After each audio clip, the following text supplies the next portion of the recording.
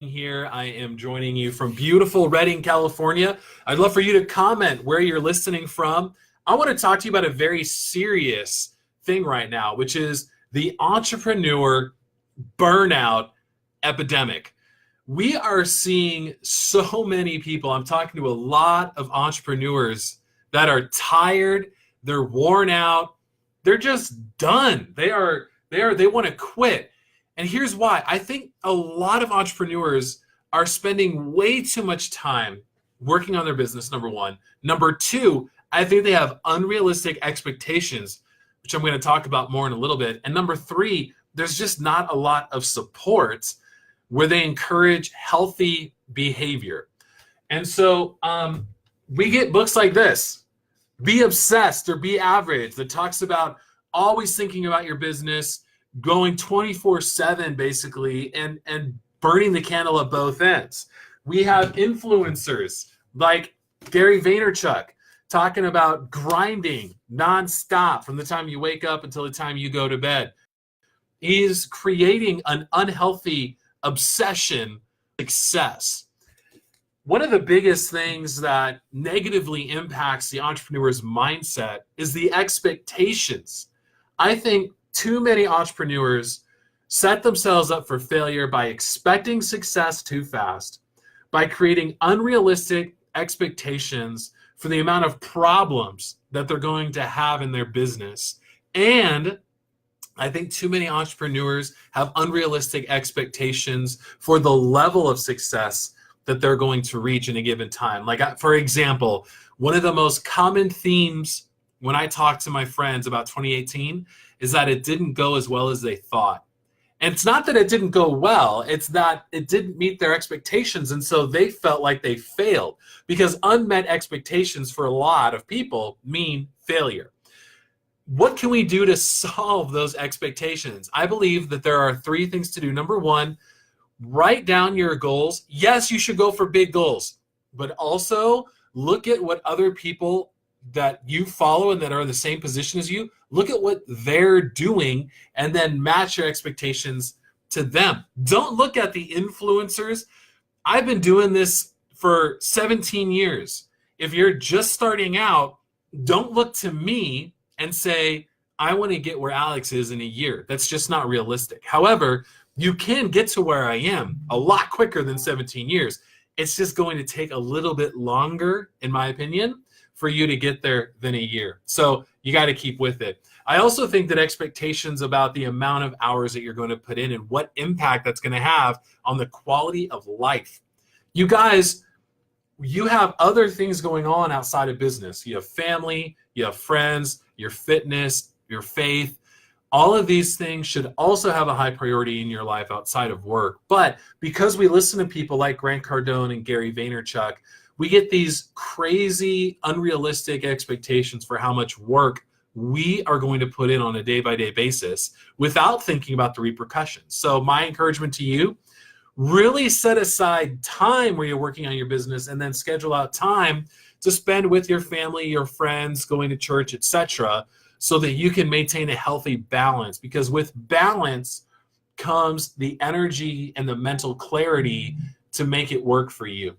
And then the last thing is about expectations for the number of issues that you're going to have. You know, if you don't have a support system around you, if you don't have people telling you the realities of what you're about to go through, then when things happen, when unexpected bumps in the road hit, you're going to get frustrated and discouraged, and I don't want that to happen to you. So let's talk about how we fix it. So I kind of laid out the expectation issue that I think is just plaguing entrepreneurs. How do we fix it? So I have a couple ideas. Number one, delegation.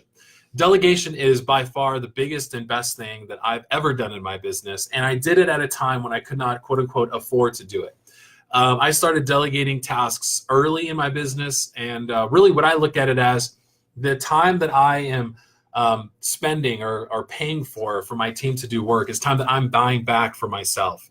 I just could not build the business that I am right now if it wasn't for my team, because I don't have enough hours in the day. Number two, I don't have the mental shelf space to do everything that is necessary for me to do my business. So I don't care where you're at right now, what you're doing. I think the very first thing you should do after watching this video is find someone that you can trust to join your team on a part-time basis. I don't care if it's 5 hours a week. I don't care if it's a little bit more than that, but look, and give them the busy work that you need to do. You should not be doing, I don't care what level your business is at, you should not be doing everything, even if it's for 2 hours. I know someone who runs a network marketing business from home. She has someone spend 2 hours every single week just doing follow-up emails and setting up her social media posts that she's already written, but she just hands it off. The reason is because she knows it's going to get done. Go to freeup.com. I'll post a link in this video. Go to freeup.com. Find someone who can be an admin assistant for you and handle some of these tasks, okay?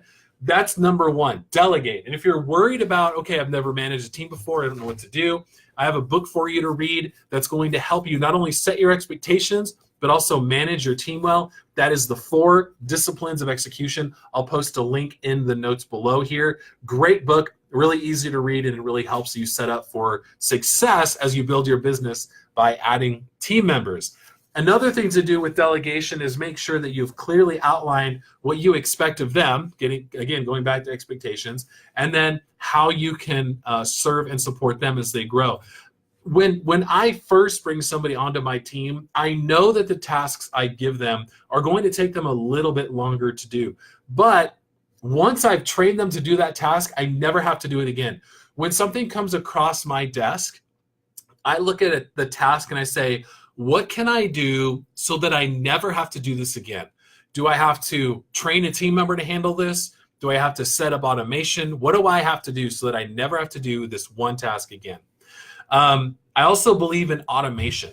Automation is a great way to avoid burnout because instead of having a person on your team to handle tasks, you're able to create a process, an automated digital process to do the things that are necessary for you to get the thing done.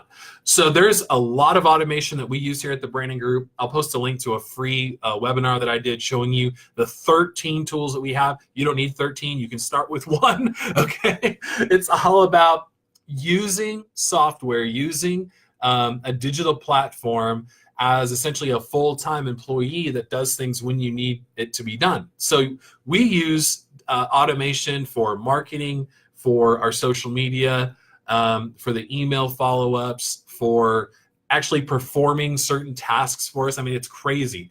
If you watch the webinar, that I'll link to it here. If you watch the webinar, I give you an over-the-shoulder demo of what we do.